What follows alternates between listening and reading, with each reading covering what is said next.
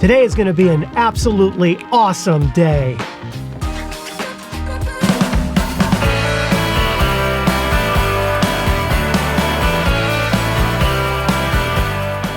Hi everyone, welcome to Pal to Tech. Today we have a brand new firmware update version 4.0 for the Fujifilm XT3 camera. And it's absolutely mind-boggling. Not even so much for what they've added, but for the fact they added it at all. I will have a link to where you can download it in the description down below this video. Once you download the firmware file, make sure you use a blank SD card and place the firmware file on your SD card. Then put the SD card into slot number 1 of your Fujifilm XT3 camera. Finally, press and hold down the DISP back button while you turn your camera on, and you will see this menu appear. Go ahead and install the firmware update. It only takes a few minutes. Also, make sure that you have a battery fully charged in the camera. When you're finished, restart the camera and you're all done. The new firmware 4.0 has a ton of improvements and new features for the XT3 camera. Almost all of them have to do with improvements to autofocus. To put it simply, Fujifilm has taken the XT3 camera and brought autofocus performance up to what it is on the XT4. The fastest autofocus speed has been improved from 0.6 seconds to 0.2 seconds. The autofocus tracking performance has been doubled. Face, eye, auto detect performance has been doubled as well. Autofocus now will work in low light levels all the way down to -7 EV. So here's a basic test of movie mode, face, eye, auto detect on, indoors with somewhat bright lighting, but not a whole lot of it.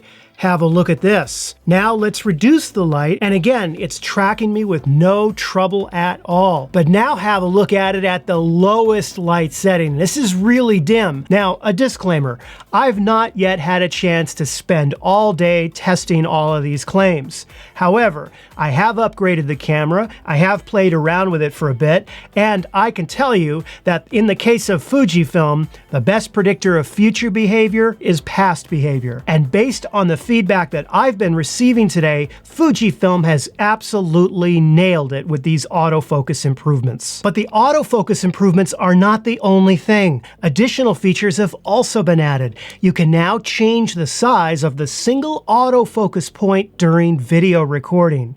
And if you're using auto exposure lock, you can change the focus point using the focus lever even during auto exposure lock. And interestingly, the default setting for AFS priority selection has now been changed from focus to release. And lastly, the new focus limiter feature that was on the XT4 is now on the XT3. Located in your AF/MF section of page 3, you will find it right here. It allows you to specify a narrow range of what your camera will work with when autofocusing. So for example, if you know that you already have a shallow depth of field, right? You can then set your range to be very narrow. That's your autofocus range. And if you do that, you will find that your autofocus performance will be greatly improved because your camera is not having to worry about all the other areas of your scene, which you said don't matter. They don't have to be in focus. That's not what I'm worrying about. I'm going to have an upcoming video specifically on the autofocus limiter function. So look for that coming in your awesome Pal to Tech video subscription feed. Lastly, I want to talk to you about this upgrade that Fujifilm made today. I'm 53 years old, and I've been interested in tech and using tech products since I was a little kid.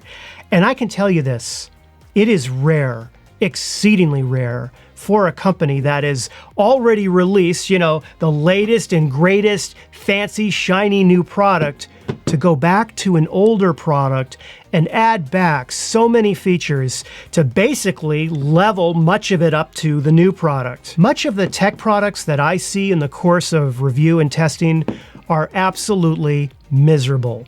The hardware is miserable, the batteries are miserable, the build quality is miserable, the support is miserable, and above all else, the software is miserable. A lot of these companies just dial it in, knowing that if they have a large enough PowerPoint presentation and enough shiny lights and bells and whistles, people will upgrade. Case in point, this is the iPhone 12 Pro. Guilty as charged, right?